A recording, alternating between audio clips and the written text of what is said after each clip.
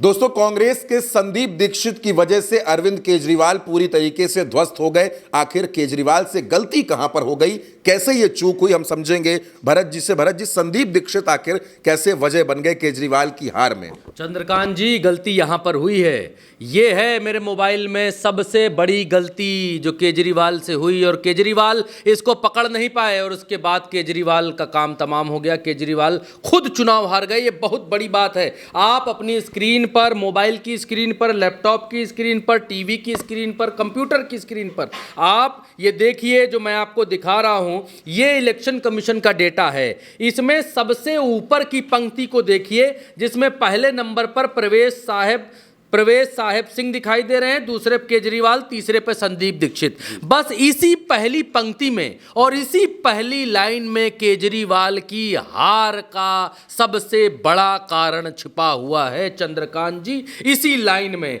आप देखिए, आप नजर डालिए, केजरीवाल से साहेब सिंह कितने वोटों से जीते हैं, तो इसका जवाब है 4089 वोटों से जीते हैं। यानी केजरीवाल 4089 वोटों से भाजपा से हार गए हैं। 4089 वोट। और ये 4000 वोट छीने किसने?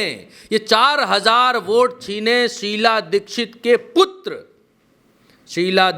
पुत्र संदीप दीक्षित ने। और संदीप दीक्षित ने आज समय को वहीं पर लाकर खड़ा कर दिया है जहां से केजरीवाल ने स्टार्ट किया था। इसको कहते हैं करनी होनी। समय अपने स्थान पर वापस लौटता है, और आज संदीप दीक्षित ने समय अपने स्थान पर वापस लौटाया। अपनी मां की हार का बदला लिया।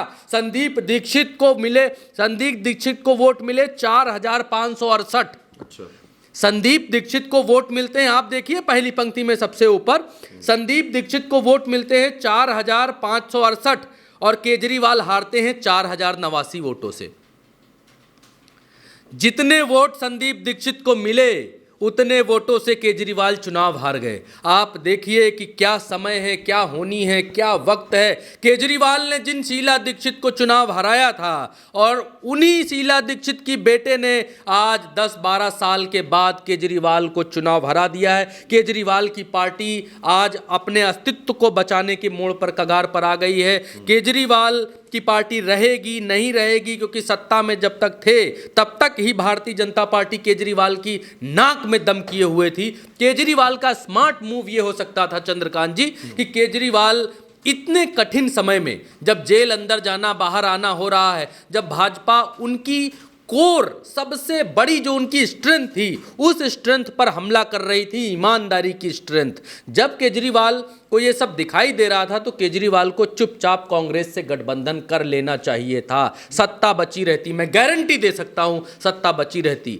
लेकिन केजरीवाल 10-12 साल से सत्ता में थे, और उसके बाद उनके ऊपर एक अहंकार की चादर चढ़ चुकी थी। केजरीवाल को लगता था कट्टर ईमानदार कहूँगा तो जनता हमेशा मानेगी। देखिए, जनता है, बदलती रहती है, समय के साथ वक्त बदलता रहता है, और समय की सुइयाँ बदली, और उसी के साथ केजरीवाल की ईमानदारी वाला जो उन्होंने अपनी छवि बनाई थी, उस छवि पर धीरे धीरे धूल की चादर जमने लग गई। और केजरीवाल को अब समय के साथ बदलाव करना चाहिए था। यही एक स्मार्ट पॉलिटिशियन का अच्छा मूव साबित होता, लेकिन केजरीवाल ने ऐसा नहीं किया। कभी आतिशी मार लेना, कभी अपनी पत्नी, कभी उनके घर में लड़ाई झगड़ा, कभी वो स्वाति मालीवाल के साथ लड़ाई झगड़ा, जिनने स्वातिवाल के साथ लड़ाई झगड़ा किया, उसको केजरीवाल का अपने साथ लेकर चलना। फिर केजरीवाल की छवि धूमिल की गई, धूमिल होती रही। केजरीवाल इससे निकल नहीं पाए, इस चक्रव्यूह से बच नहीं पाए, और जो आखिरी इनके पास वाण था वो इन्होंने चलाया नहीं। अच्छा। अश्वमेघ इन्होंने चलाया नहीं। कौन सा बाण होता है? ब्रह्मास्त्र इन्होंने चलाया नहीं, और वो ब्रह्मास्त्र था कांग्रेस के साथ गठबंधन करना। अगर कांग्रेस के साथ गठबंधन कर लेते तो आपकी टीवी स्क्रीन पर या मोबाइल स्क्रीन पर ये जो आंकड़े दिखाई दे रहे हैं, इन आंकड़ों से केजरीवाल स्वयं चुनाव जीत सकते थे। लेकिन केजरीवाल स्वयं भी चुनाव हार गए। सेना तो चुनाव हारी ही, सेनापति भी चुनाव हार गए, सेनापति भी निस्तनाबूत हो गए, किला ढह गया। और अब केजरीवाल को अपना अस्तित्व बचाना होगा। अब केजरीवाल को अपनी पार्टी का अस्तित्व बचाना होगा। ये बड़ी बात नहीं है कि केजरीवाल चुनाव हार गए हैं चंद्रकांत जी। अब बड़ी बात यह है कि केजरीवाल की पार्टी बचेगी कैसे, केजरीवाल की पार्टी कैसे बचेगी, क्योंकि केजरीवाल वो नेता हैं जो फ्रंट फुट पर वार करने वाले नेता नहीं हैं। केजरीवाल हमेशा जो है अपना बचाव करने वाले नेता रहे हैं, दूसरे के ऊपर आरोप लगाने वाले या मिमियाने वाले जिसको कह सकते हैं नेता रहे हैं। आपने कभी नहीं देखा होगा कि नरेंद्र मोदी को छींक भी आई हो तो बाहर खबर आई हो। आपने कभी नहीं देखा होगा क्या नज़ला, जाड़ा, जुकाम, सर्दी, खांसी कुछ ऐसा मोदी जी को होता नहीं होगा, होता होगा। लेकिन मोदी जी की छवि को सशक्त बनाने के लिए, उनकी छवि को पावरफुल बनाने के लिए कभी ऐसी खबर बाहर नहीं आती। लेकिन केजरीवाल ने अपने पूरे शासनकाल में हमेशा इस बात को कहा कि देखियो एलजी काम नहीं करने दे रहा, देखो भाजपा काम नहीं करने, देखो भाजपा की पुलिस है, देखो भाजपा का एलजी है, देखो ये है, देखो ये है, देखो ये।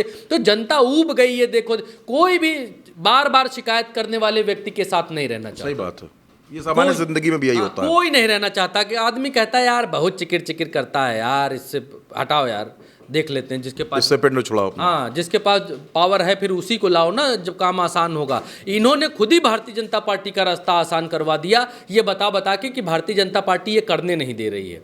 फिर लोगों ने कहा कि नहीं करने दे रही तो इसी को ले आओ, इसी के पास वहाँ भी पावर, यहाँ भी पावर। तो केजरीवाल हारे हैं कांग्रेस की वजह से। अगर कांग्रेस के साथ होते, गठबंधन करते, या कोई आफ्टर इलेक्शन वाला भी गठबंधन का कोई मोड रहता, तो भी केजरीवाल दिल्ली में भारतीय जनता पार्टी को आने से रोक सकते थे। लेकिन केजरीवाल ने बड़ी गलती की, हरियाणा में कांग्रेस को चुनाव हरवाकर, और कांग्रेस ने यहाँ पर बदला ले लिया केजरीवाल से, इसमें कोई दो राय नहीं है। और मैं डंके की चोट पर इस बात को भी कह सकता हूँ कि अगर राहुल गांधी और प्रियंका गांधी ने 2-4 रैलियाँ कर दी होती, वो तो कहिए कम रैलियाँ की, 2-4 और रैलियाँ कर दी होती, तब तो आम आदमी पार्टी निस्तनाबूद हो सकती थी। लेकिन कांग्रेस इंडिया गठबंधन के प्रेशर में रही, इसमें भी कोई दो राय नहीं है। इंडिया गठबंधन के नेताओं के चक्कर में कम रैलियाँ की, अगर ज़्यादा करते तो इनकी सीटें भी तब्दील हो सकती थी, 0 से ऊपर भी जा सकते थे। लेकिन ये हार जितनी, ये जीत जितनी भाजपा की है उतनी कांग्रेस की भी है।